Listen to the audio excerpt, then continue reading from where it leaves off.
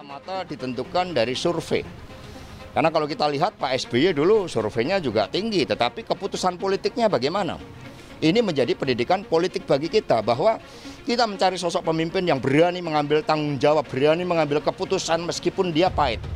Kita mencari bukan seorang pemimpin yang bukan hanya sekedar menyenangkan semua pihak, tetapi pemimpin yang punya tanggung jawab bagi masa depan bangsa dan negara, dan tanggung jawab ke depan tantangan-tantangan di internasional, ketegangan di Laut Tiongkok Selatan, krisis di Timur Tengah yang belum selesai, kemudian beban dari kebijakan fiskal kita terhadap hutang akibat pandemi ini, itu semua kan menjadi tanggung jawab bagi pemimpin yang akan datang. Siapa yang akan menjadi presiden yang akan datang? Partai tentu saja mengambil pertimbangan yang matang, mendengarkan aspirasi rakyat, dan itulah yang dilakukan oleh Ibu Megawati Soekarno Putri, termasuk melakukan kontemplasi, mohon petunjuk dari Tuhan Yang Maha Kuasa terhadap sosok pemimpin yang benar-benar layak untuk meneruskan kepemimpinan dari Pak Jokowi. Karena yang harus dilakukan oleh partai adalah kesinambungan kepemimpinan dari Pak Jokowi dengan berbagai prestasinya, itu sangat penting untuk dicarikan sosok yang paling tepat di dalam melanjutkan estafet kepemimpinan itu. Dan sekali lagi Ibu Mega melakukan pertimbangan-pertimbangan yang sangat matang. Jika Ganjar mengalami penguatan, Prabowo itu cenderung tidak mengalami perubahan berarti. 31,5 ke 32,1 itu kan nggak signifikan ya. Nah, kemudian yang menurun justru Anies Baswedan dari 24,2% menjadi 19,7%. Jadi turun sekitar 5% begitu ya. Dan ada juga penurunan sedikit pada mereka yang belum menentukan. Jadi kemajuan elektabilitas Ganjar Pranowo puncaki survei Pilpres 2024 di Surabaya, terpaut jauh dari kompetitor. Dikutip dari tribunjatim.com Surabaya, Lembaga Surabaya Survey Center atau SSC merilis hasil survei terbaru mengenai kecenderungan masyarakat Kota Surabaya di pemilu 2024, Kamis 13 Juli 2023. Untuk bursa Pilpres 2024, elektabilitas Ganjar Pranowo mengalami tren kenaikan, bahkan unggul dalam berbagai simulasi pencalonan.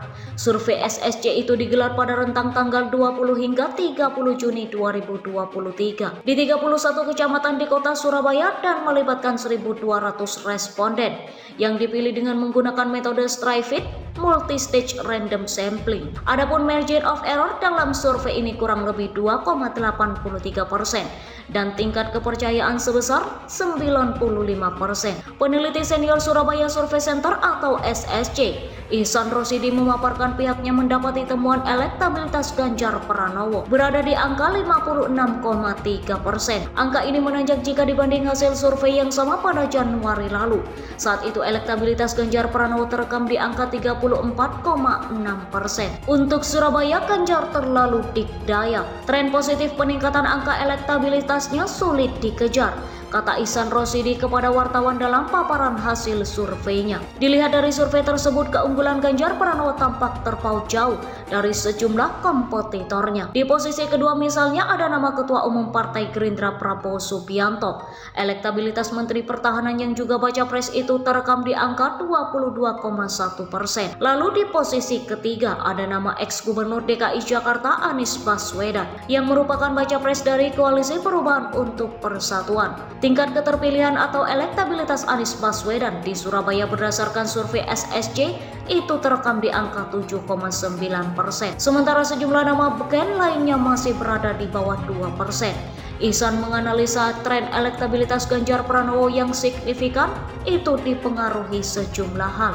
Pertama, Ganjar Pranowo dianggap memiliki modal rekam jejak mapan, baik sebagai kepala daerah maupun politisi.